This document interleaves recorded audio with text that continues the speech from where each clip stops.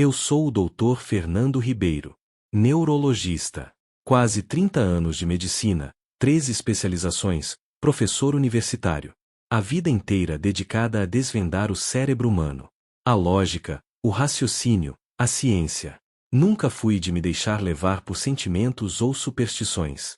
Cresci em uma casa onde a fé era tratada como coisa de gente fraca. Deus é a muleta de quem não estuda, meu pai dizia. E eu acreditei nisso com todas as minhas forças. Me formei, fui premiado, viajei para fora, assinei artigos científicos. E me tornei exatamente o que esperavam de mim, um médico cético, racional, frio até demais. Eu via pacientes como casos clínicos. Não me envolvia, não me emocionava. O sofrimento deles era um desafio, não uma dor compartilhada. E quanto mais eu subia na carreira, mais acreditava que a ciência era a única verdade. A única resposta. Até o dia em que a resposta não veio. Era uma quarta-feira. Eu lembro porque eu tinha cirurgia marcada de manhã e consulta à tarde. Cheguei cedo ao hospital, como sempre. Café sem açúcar, jaleco branco impecável, prontuário debaixo do braço. Na sala de espera, um casal me aguardava. Ele de terno gasto, ela com os olhos inchados.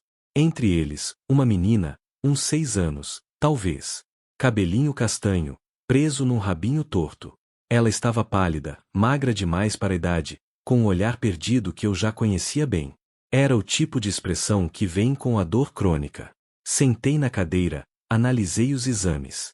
A ressonância não deixava dúvidas. Tumor cerebral agressivo, infiltrativo e em estágio avançado. A chance de sucesso cirúrgico era quase nula. Fiz o que sempre fazia, expliquei tudo com termos técnicos, objetivos, sem espaço para falsas esperanças. O pai me interrompeu, com a voz trêmula. Doutor, a gente crê em Deus. Ele pode fazer um milagre. Eu sorri de lado. Não de deboche, mas de pena. E respondi, seco, nem se o Deus de vocês descer aqui agora, isso aqui muda. O tumor é real. O prognóstico é terminal. Eles se entreolharam. A mãe segurou forte a mão da filha. Não chorou, não gritou. Apenas começou a orar em silêncio. Eu me levantei, dei meia volta, e segui meu dia. Para mim, aquilo era só mais um caso trágico em uma rotina marcada por perdas inevitáveis. Mas no fundo, algo começou a me incomodar. Porque, mesmo diante daquela sentença de morte, aquele casal não demonstrava desespero. Demonstrava fé. Uma fé que eu não entendia. Uma fé que eu desprezava. E mesmo assim, lá estavam eles, ajoelhados, orando todos os dias, em silêncio, no corredor do hospital. Nos dias que seguiram, acompanhei a internação da menina. O nome dela era Isabela. Eu evitava contato direto, mas os residentes me atualizavam. Ela estava em cuidados paliativos. Sem chance cirúrgica, sem resposta a tratamento. O tumor estava crescendo, comprimindo regiões importantes do cérebro. Ela começou a ter convulsões, perda de movimentos. Ainda assim, os pais não saíam de perto. Levavam um rádio velho com música gospel. Lições bíblicas escritas à mão. Às vezes, a mãe cantava baixinho para a filha. Eu escutava de longe, no corredor. Aquilo me tirava do sério. Porque parecia que eles estavam negando a realidade. Fingindo que a fé poderia substituir a medicina. E eu me sentia ofendido por isso. Porque se a fé resolvesse, para que todos os anos que eu estudei? Por que a ciência? Certa noite, fui chamado às pressas. Isabela havia tido uma parada cardiorrespiratória. Os monitores apitaram, a equipe correu. Quando cheguei, a menina já tinha sido estabilizada, mas o estado era grave. Os olhos estavam vidrados, a pupila sem reação. Os sinais neurológicos eram mínimos. Eu respirei fundo. Olhei para os pais. Eles me encararam com os olhos marejados, mas firmes. E eu, mais uma vez, fui direto. Ela está partindo. Preparem-se. Mas ao invés de se desesperarem, eles se ajoelharam ali mesmo, no chão da UTI, e começaram a orar. Naquele momento, eu saí da sala. Porque eu não suportava ver aquilo. Porque parte de mim começou a sentir vergonha do que tinha dito. Naquela madrugada, não consegui dormir. Fiquei revendo os exames, as imagens, os laudos. Tudo dizia que não havia saída. Tudo apontava para o fim. Mas então, por que aquilo não me parecia o fim? Por que aquelas orações me perseguiam? Por que, pela primeira vez, eu me peguei questionando a própria certeza que carregava? Eu não sabia explicar. Mas algo dentro de mim estava mudando. E esse foi apenas o começo. Na manhã seguinte, eu cheguei mais cedo ao hospital. Não por necessidade, mas porque não consegui evitar. Era como se algo me puxasse até lá. Caminhei direto para a UTI. O corredor estava silencioso, a luz ainda apagada em alguns setores. O cheiro do álcool, das máquinas, da madrugada vencida, tudo era familiar. Mas o que eu vi quando cheguei no leito da Isabela não era. A menina, que na noite anterior mal apresentava reflexos, agora mexia os dedos da mão direita. Eu franzi a testa. Isso podia ser uma descarga involuntária. Mas então ela abriu os olhos. Lentamente. Ainda fraca, claro. Mas com a consciência voltando. A mãe chorava baixinho. O pai apertava a mão dela e repetia, como no mantra: "Você vai ficar bem, meu amor. Deus está com você." Eu pedi exames novos. Tomografia. Ressonância. Testes neurológicos. A equipe achou estranho, mas não questionou. E eu fiquei esperando os resultados com um frio no estômago que eu não conhecia. Minutos depois, um dos residentes entrou na sala, pálido. Ele tremia, segurando as imagens. "Doutor, o tumor", ele reduziu.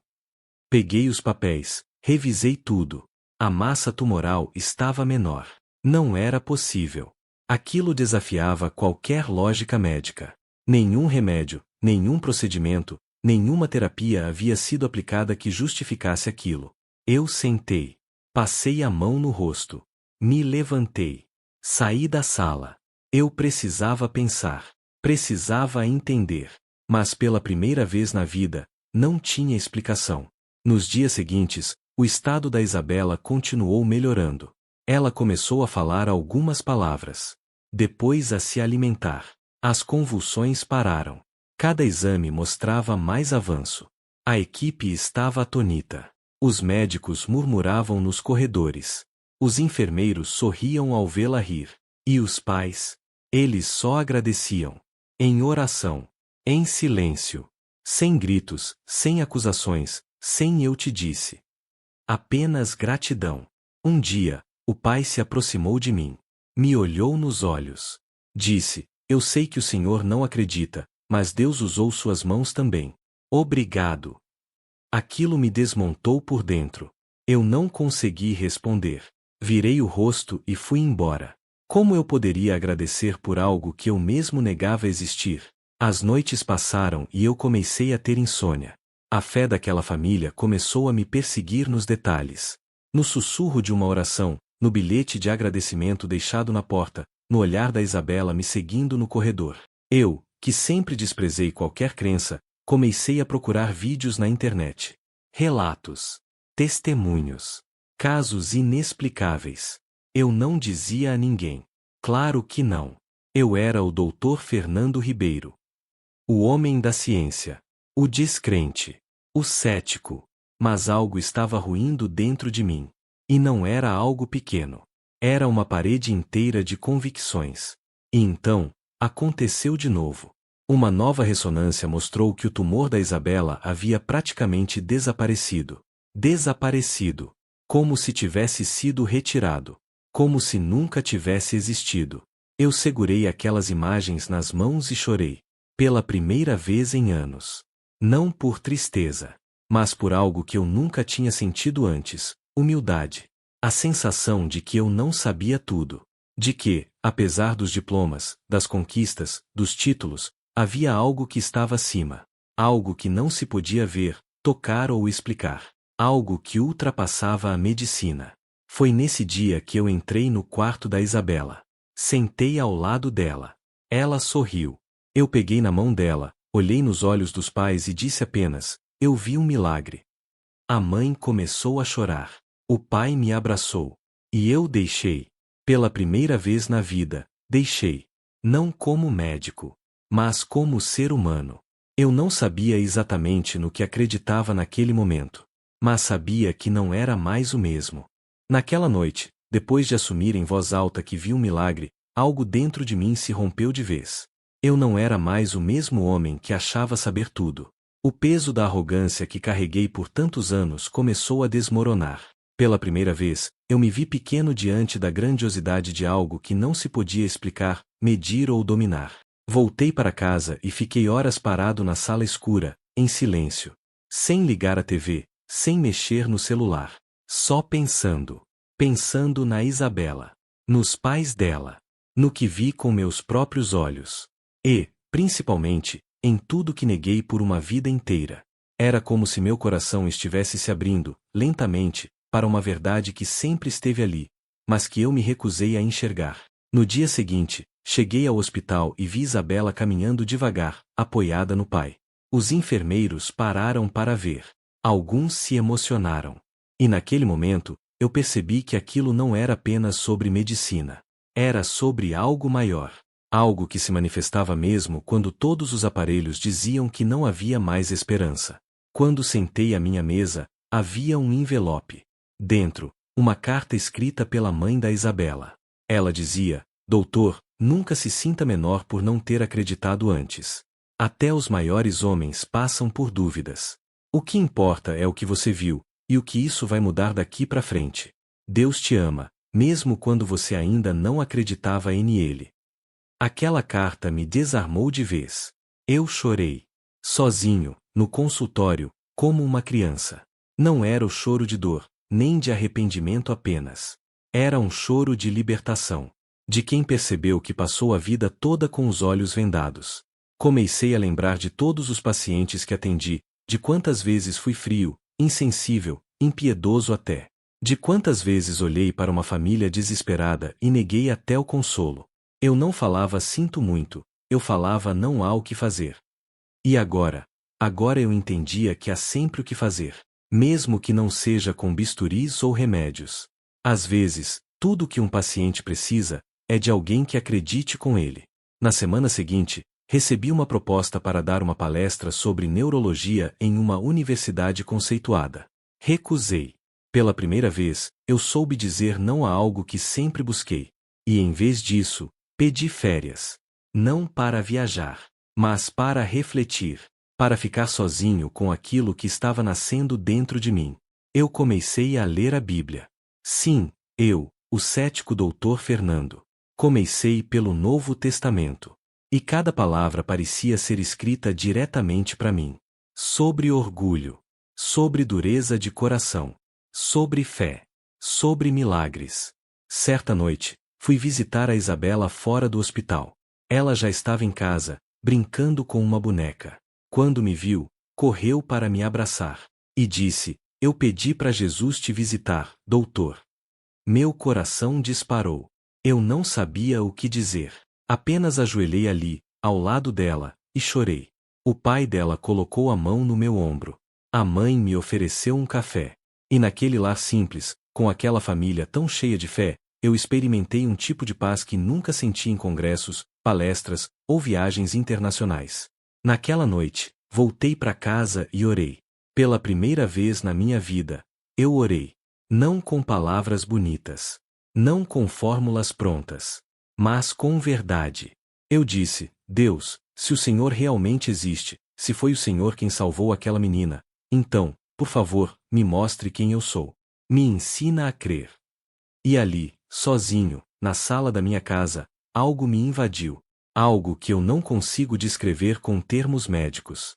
Algo que nenhuma tomografia poderia registrar. Era como uma presença. Forte. Silenciosa. Amorosa. E naquele instante, eu soube. Deus estava ali. Naquela noite em que orei pela primeira vez, eu dormi como não dormia há anos. Acordei com uma sensação de leveza, como se tivesse tirado toneladas de cima do peito. Não era só alívio. Era uma nova consciência. Algo dentro de mim tinha despertado. Eu olhei para minha estante cheia de livros científicos. Pela primeira vez, entendi que conhecimento não é tudo. Que a verdade não cabe apenas em fórmulas, diagnósticos ou teorias. A verdade, às vezes, se revela no inexplicável. E naquela manhã, eu me ajoelhei de novo. Sozinho. Em silêncio. E agradeci. Agradeci por ter presenciado um milagre. Agradeci pela fé daquela família. Agradeci, principalmente, por Deus não ter desistido de mim, mesmo quando eu zombava dele. Com o tempo, voltei ao hospital. Não era mais o mesmo. Meus colegas notaram a mudança. Eu ouvia mais. Falava menos. Passei a enxergar os pacientes com compaixão, não com pressa. Comecei a perguntar aos familiares se queriam fazer uma oração antes de procedimentos arriscados. Alguns aceitaram. Outros estranharam. Mas eu não impunha nada. Só oferecia. E em muitos momentos, eu mesmo orava em silêncio, pedindo que Deus me guiasse nas decisões.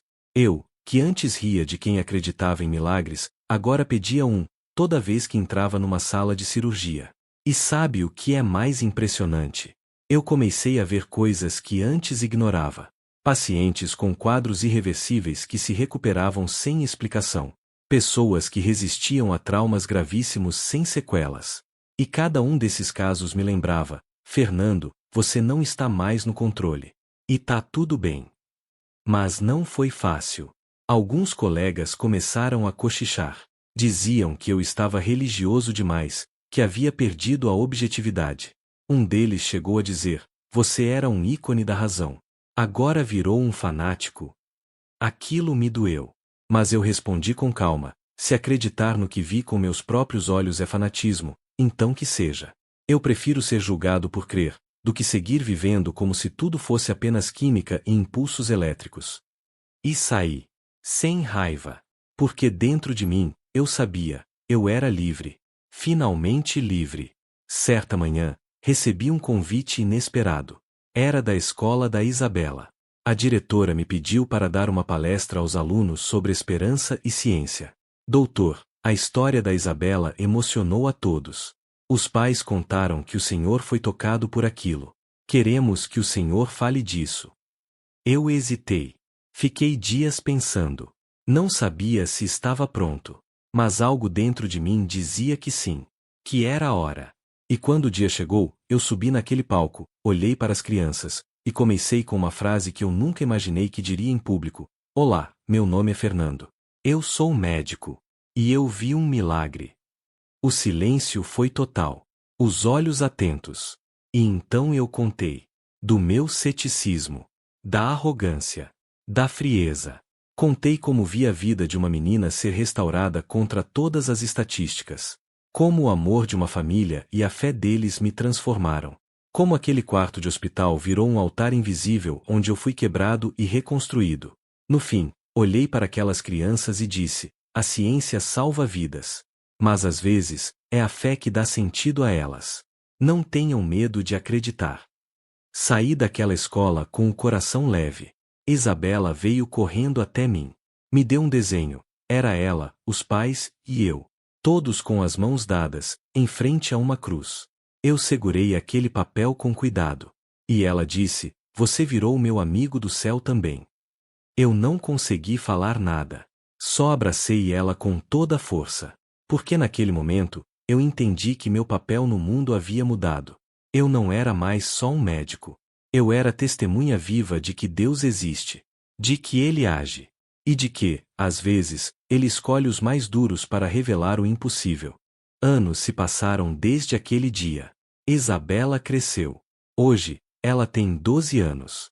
Corre, brinca, estuda, sonha.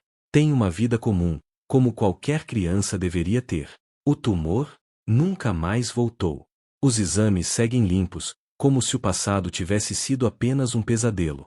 Mas eu sei, eu vi. Eu estive lá. E todos os dias, ao ver o sorriso dela em alguma mensagem que a mãe envia ou em uma visita inesperada, eu me lembro: aquilo não foi acaso. Não foi sorte. Foi Deus. Um Deus que eu neguei por toda a vida, mas que mesmo assim, não desistiu de mim. Hoje, não sou mais apenas Dr. Fernando Ribeiro. Sou um homem em reconstrução. Ainda sou médico, sim. Amo a medicina. Mas agora, ela não é meu Deus. Ela é minha vocação. E a fé se tornou o chão onde caminho. Às vezes, em meio a uma cirurgia complexa, eu paro por um segundo e falo com ele em silêncio. Me guia, Senhor. Faça com que minhas mãos sejam suas. E já perdi a conta de quantas vezes senti paz no meio do caos. Não porque tudo dá certo, mas porque agora eu sei que não estou sozinho. Eu sei que existe um propósito maior em tudo. Até na dor. Até na dúvida. Hoje dou palestras não só sobre neurologia, mas sobre esperança. Faço visitas a pacientes terminais não apenas para explicar protocolos, mas para segurar uma mão, ouvir uma história, oferecer uma palavra. E quando alguém me diz, doutor, não sei mais o que fazer, eu respiro fundo e respondo, talvez agora seja a hora de deixar Deus agir. Alguns choram. Outros duvidam. Muitos se surpreendem. Mas todos sentem que aquilo vem de um lugar verdadeiro. Por que vem? Vem de alguém que negou, e viu, que zombou, e se emocionou, que declarou é impossível, e presenciou o milagre. Recentemente, em uma conferência, uma colega me perguntou, você não sente vergonha de misturar fé e ciência? Eu sorri. E respondi, sinto vergonha de ter vivido tanto tempo acreditando que a ciência era tudo. Porque a verdade é que, há coisas que nenhum microscópio explica, que nenhuma fórmula traduz, que nenhuma tese sustenta. Há momentos em que a vida escapa das estatísticas. E é nesse espaço, onde o mundo diz acabou, que Deus mais se manifesta. Isabela me ensinou isso. Sem dizer nada. Só vivendo. Só existindo. Agora, eu te pergunto. Sim, você que me ouviu até aqui. Que talvez tenha entrado neste vídeo por acaso, ou por curiosidade. Se fosse você no meu lugar, sentado diante de exames que diziam morte, vendo uma menina se levantar, ouvindo um pai agradecer enquanto a filha voltava à vida, você negaria? Você diria que foi coincidência? Você manteria sua arrogância? Ou permitiria que Deus tocasse seu coração também? Eu fui ateu. Frio. Racional. Até demais. Mas hoje, eu sou prova viva de que o impossível acontece. E que não importa o quanto você negue, zombe, ou fuja, quando Deus quer te alcançar, Ele alcança. E quando Ele toca, nada mais é igual. Então me diga, se fosse você no meu lugar, você acreditaria? Deixe sua resposta nos comentários. Quero ouvir sua história também. E nunca se esqueça, onde a ciência para, a fé começa.